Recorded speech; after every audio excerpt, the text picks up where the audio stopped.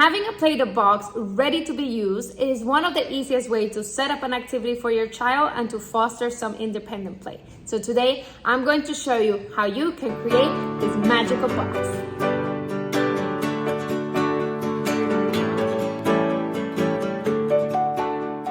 Play-Doh boxes or Play-Doh kits have become a very popular item for Etsy shops and Pinterest ideas and all over the internet. You can get them made or you can make them yourself. And I used to just buy all of these boxes and spend so much money, and I have my proof. I'm going to show you what I have. But I realized you can just make a box that you can just go and use all the time. So what is a Play-Doh box? A Play-Doh box is, and we'll start with this one that I purchased. This was about $40.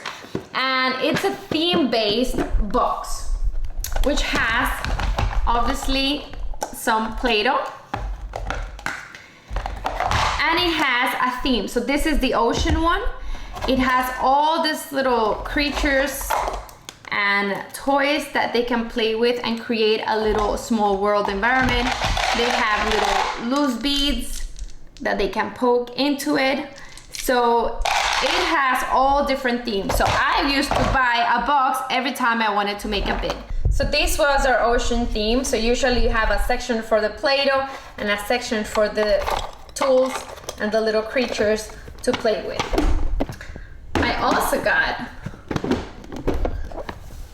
this is the reptiles. So same thing, beads to play with to make a little small world, and then 3 Play-Doh kits, and then all the little creatures.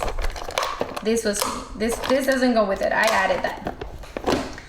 And the last one was a recycling one for Earth Day. And again, different colors, all theme, and this is recycling, so it has caps and bottles, and little trucks and stuff. $45 for each of these boxes is not something that's doable. And then you give them this stuff, and if they're not preschoolers, they don't have the imagination to go ahead and create that world to play with the items.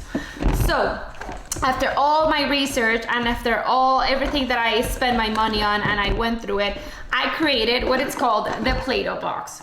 So this is the same size box. It doesn't have to be this big. This is just the box that I found at IKEA. What I like it is that it has different compartments. And what we're going to be working on is what are we going to put on this box. This box can be a generic box, which is the way that I have it, because every time he wants to play with Play-Doh, I take my box and I know he has everything that he needs in there. But you can get super creative and you can make it theme-based for each season or month, or have multiple boxes for each of the themes that you want, and you can have it ready to use. But once you have the concept of what the box is and what to put in it, it's gonna be a lot easier when it comes to, like, you know, giving them an invitation to play or setting up a tray that we're going to later on create using the box that we're going to create here. So there's 4 elements I think that we need when it comes to a Play-Doh box. First of all, you need the Play-Doh. So in this case, you can have 2 different options. You can make your own Play-Doh, which usually I find it's a lot softer. And you can get very creative in the recipes that you try. There's edible Play-Doh, there's scented Play-Doh, there's Play-Doh with textures. I like my soft Play-Doh, and for this month we added pumpkin spice, so it's pumpkin spice Play-Doh. But there's so many different options, and I have a million on the blog. I'll give you a resource with all these different types that you can choose and try and test. I even have a 5-minute Play-Doh you can do in the microwave.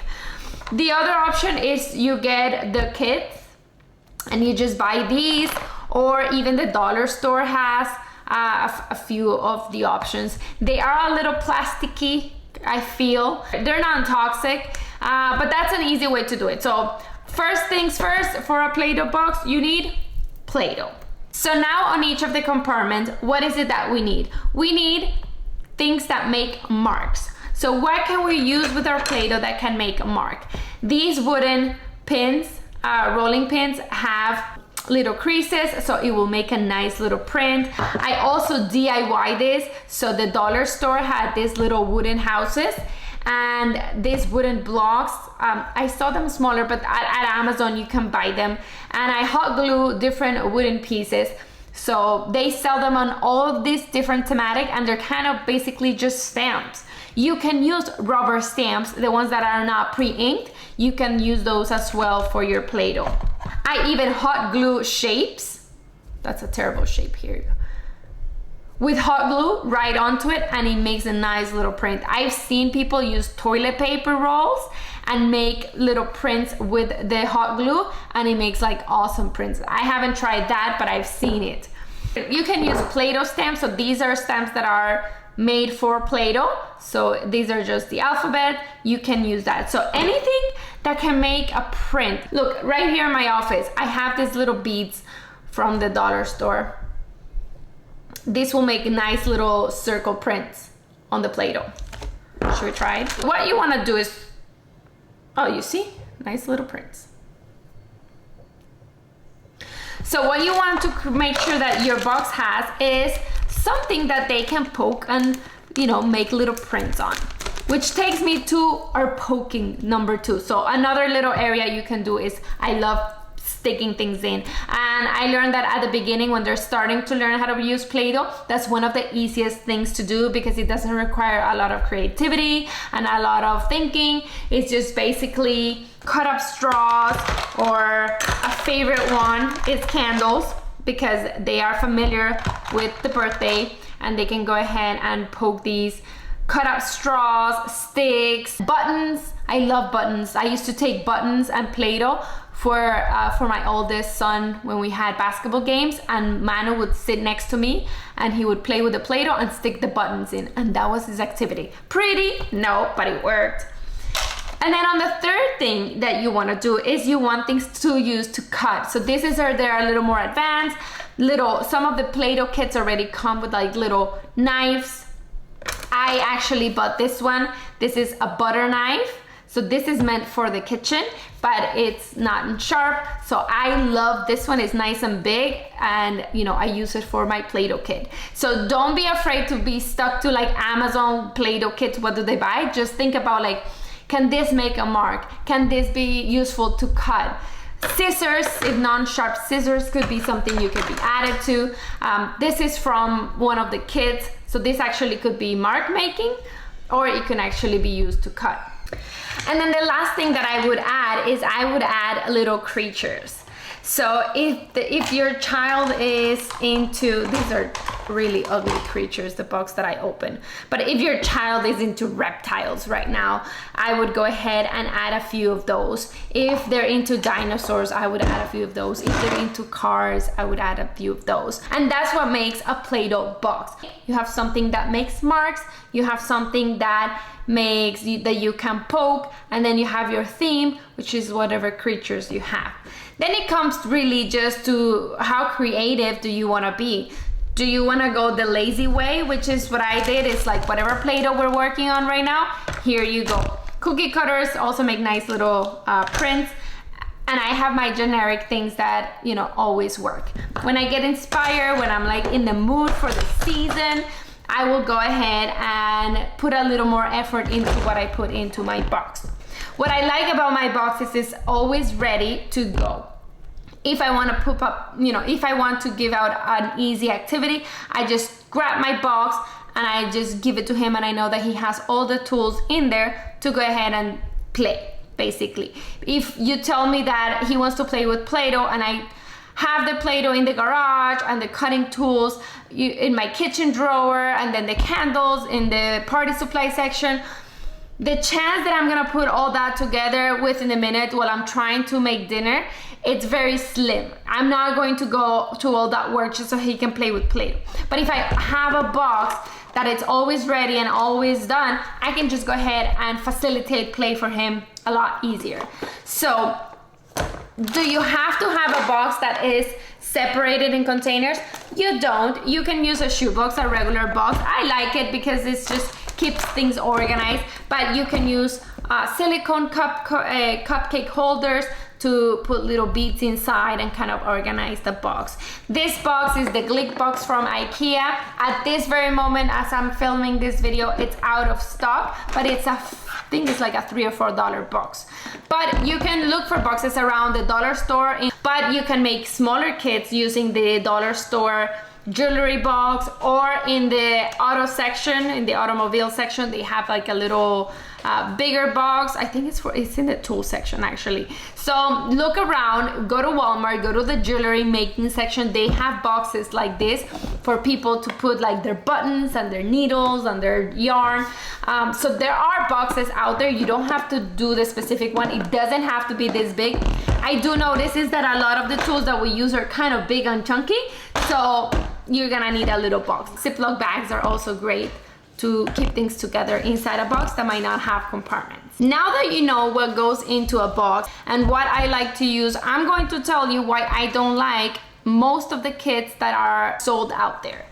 So when you purchase a kit, if you're like, I don't feel like doing it, I'd rather just buy it, this is something I want you to look into it. These kits are great for a thematic scene with Play-Doh with a little bit of poking, right? It doesn't have all the materials. I've never seen a kit that has the cutting tools along with it, with the poking and the mark making and the patterns. So these kits, which are, this is a lady, Young and Wild. She invented the Play-Doh kit. Her kid had a sensitivity issue, sensory disorder, I think, and she created these kits because she got tired of making these kits over and over. So she started creating these pretty kits and found a business out of it. They are beautiful, don't get me wrong, they are, but I always feel like they're missing tools. So even though you buy this to give you like the generic thing, you're still gonna need a little bit of the extra supplies that we actually have in our box. So they have the Play-Doh, and I love it because they give you 3 colors. And usually when I make my own Play-Doh, what's the chance that, you know, I make 3 different colors at once? They give you the theme. Seashells are good for poking. What else do I have here? Little animals, right, that they can poke in. And this is, you will see a lot like the beads. You can poke the beads. Other than that, I don't see anything for mark making, unless the seashells make a little nice imprint. But there's not much to do for mark making. And poking, there's very limited options. There's nothing for cutting. So there's no scissors or a knife or any of the tools. So I'm assuming when they create this, they are relying on you to have those extra supplies. Which means when you give your child the box that's pre-made like this, you also wanna grab your kit that has mark making, that has cutting tools, that kind of has everything that they need for them to actually spend more time playing with the tray, playing with the activity. All right, so now that you know exactly what you need in a box, I want you to go around your house, see what tools you have. You probably have Play-Doh already. You probably have some of the tools already. And it is time to play. It is time to set up your box, because once you have your box, we're going to create a Play-Doh tray, an invitation to play, so that they can actually go ahead and play with the materials that we just talked about.